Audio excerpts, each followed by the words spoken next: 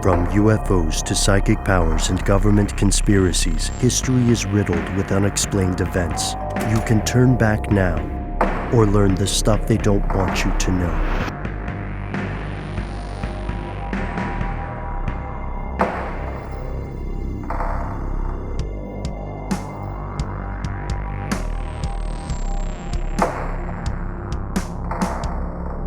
We're looking at early civilization. The earliest predecessors of things like Annabelle and Robert were effigies. There was something called poppets, Poppets. In folklore, these are dolls that are made to represent a specific person for a specific reason. And they were created by all sorts of early civilizations. Yeah, wasn't there a thing about poppets in the Crucible? About that being sort of a witchy item, a poppet? Mm-hmm. It's something that you hear kind of stylized witches say, "Oh, my poppet, my little poppet," referring to children they're about to eat or something. But yeah, no, pretty sure that was definitely a cursed object. Or it was an item in the Crucible that maybe was tied back to the bewitching of many of these children in the village. Yeah, you're correct. And there's a cousin to the poppet that we're going to talk about that's basically the thing that you probably have in your mind even while we're talking about them, if you are not remembering the Crucible stuff. But these were made all over the place. We're talking Rome, in Africa, West Africa, in Egypt. These poppets were used, or these specific types of effigies. And a lot of times it wasn't necessarily for a bad thing. That's what's kind of cool about these. Sometimes it was almost like a sin eater or a spirit eater kind of thing, where the poppet could help somebody. Like you could remove a curse from somebody by using one of these things. You could heal somebody perhaps by using one of these things. And if it was made of, a specific human, a specific person. But the other thing is, and this is where the kind of cousin to it comes in, you could perhaps make one of a person and then curse the doll, and then it would imbue that curse into the actual person that it represented. Right. Break the legs, put nails into the eyes, things of that nature. That's correct. Versions of this practice continue in the modern day. It's not, as widespread, and you hear that? Or is it? This is the perfect weather to record this. So versions of it do continue. They're probably just not as widespread. We do, at this point, want to make an important statement about so-called voodoo dolls. And that is the cousin that I was referring to that you may have heard of before. Got it. Yeah. You can find them in novelty stores. There's even a couple of Instructable or WikiHow articles about how to make your own legit ones. The term voodoo doll usually describes several different kinds of effigy creation in these different cultures across the world. But to be absolutely clear, these kinds of things don't really have a prominent place in Haitian voodoo or Louisiana voodoo, which are two distinct yet related actual religions.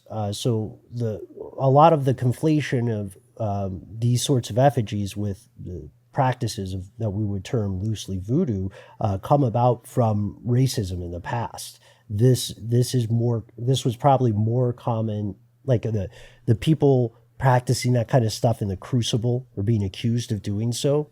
They're being accused of having a lineage dating back to European pre-Christian or pagan practices. It's a very important distinction. Dolls are not the only thing that has been alleged to be haunted. They steal the spotlight today, but let's remember fiction is full of things like haunted cars, a love of Stephen King's, haunted boxes, haunted houses, haunted shoes, etc.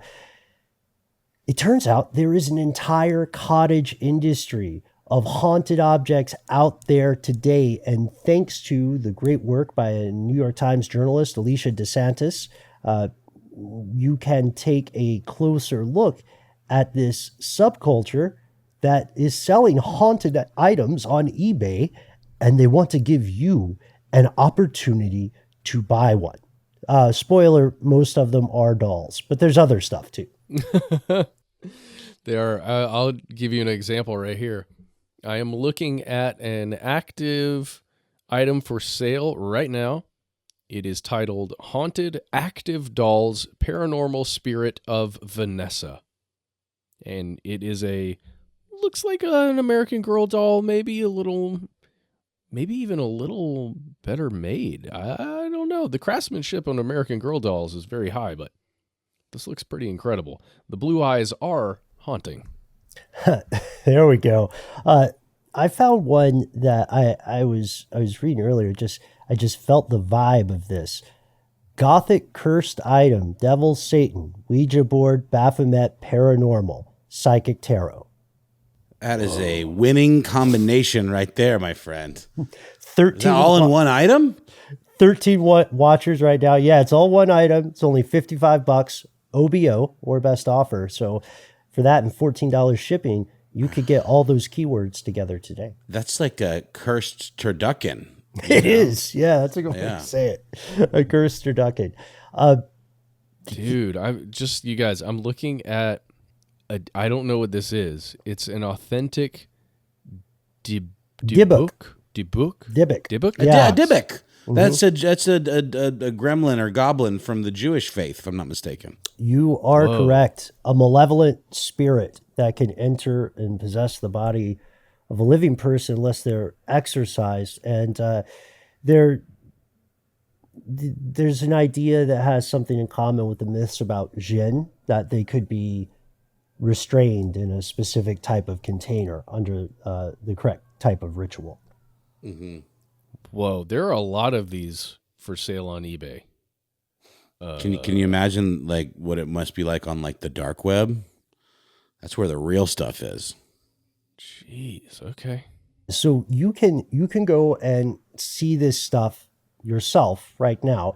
And if you peruse eBay, like Noel, Matt, and I are doing, you'll find everything from haunted jewelry to haunted UPS boxes for some reason, feathers, pieces of frankly ordinary looking wood.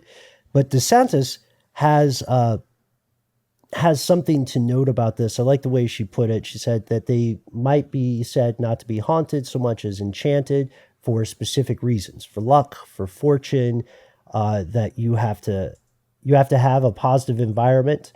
You have to have a good attitude when you're handling this stuff, and that not all good luck applies the same. So there are notes in these things or these biddings where they'll say things like, quote, "This chip is for money luck only, not general good fortune or finding love, which are different spells." And one thing I enjoyed was the disclaimers. Because, when you buy a lot of stuff online, you'll see the fine print and the notices, like someone will say, okay, hey, this is a PS5 or whatever, but it ships without the box. Or I've got this G.I. Joe, but it doesn't have the little backpack. There are things like this on the paranormal listings, and they say stuff like, quote, "As required per eBay's policy on the sale of paranormal items, this is for the sale of the tangible item only. No promise of a spirit attached." Sorry. The There may complaints be are no great, game too. inside. It's just a console. Yeah, this is just the box, to be clear. Here we have it as it stands. Ancient folklore, spiritual practices live on. Commodified to a degree due to the nature of the society in which we live. Some people just doubtlessly enjoy the stories. I mean, it's cool. Like, hey, I got this haunted accordion on eBay. That's a true story on my part. It was advertised as haunted. And I was like, the price is right. If by haunted they meant some of the reeds were broken, then yes, I guess it is haunted. So for now, the answer to can an object be haunted seems to be primarily something like, yes, at least it can be haunted by the human need to explain the inexplicable and to create personalities as a way of defining our own self-perceived relationships with things. And yes, of course, caveat, if science achieves a breakthrough and proves that non-physical events can indeed leave impact on physical objects, this changes everything. This changes absolutely everything. We'll have to redo this episode. Until then, right now, as much of a bummer as it is to say it, there is no proof, universally accepted proof, of genuinely haunted objects. But there is one last twist, something we wanted to save until the end. In the very near future, we may have haunted objects. Fellow conspiracy realists, we may very well build our own ghost. Yes. Yes. We may build ourselves into ghosts, or build a ghost out of I think it'll be some very, very smart person that we want to keep around. To be like, no, don't go. We need you still. We need to know what we need to do next. So, Mark Zuckerberg or somebody. Oh boy. Anyway, but no, it's so true, because we've talked about this before. In our attempts to achieve immortality in some way or another, we are using computer simulations, or attempts at computer simulation, and very, very, very fast computers with tons of memory, to be able to simulate a person or a consciousness. And we've been attempting to do this, and we may perfect it. Yeah, which is terrifying. Should be terrified. If you're more excited than terrified, then congratulations. You're kind of like me, and we both have a lot of stuff we should work on. Yeah, Matt, you're on the money. The first truly haunted object on the way is probably not a dusty stuffed animal. It's probably not some cursed spear from an ancient war. It will instead be the result of something called whole brain emulation, or WBE. The idea of uploading the entirety of a human brain, modeling it, thoughts, memories, feelings, personalities, putting it on a hard drive, putting it in the cloud. This is a possibility. There are now, conceptually, we can understand. We can understand how it would be done. We can see the horizon where this occurs. We have a lot of technological hurdles there. We have a lot of ethical hurdles that we haven't considered yet. The main obstacle right now, ship of Theseus aside, is that first we have to manage to achieve something called the connectome. Just like connect, O-M-E, a complete map of the human brain. We have been able to do one complete map of one creature. It's a nematode. So we know it can be done in theory, but a nematode has about 302 neurons. Human brain has about 86 billion. So we don't know how to map it. We just need a couple thousand more years and we'll be there. We'll be good. Well, we'd also want to map a living human brain, right? Ethics aside, would it be easier to map a living human brain if you didn't have to worry about what happened to that brain? Ew.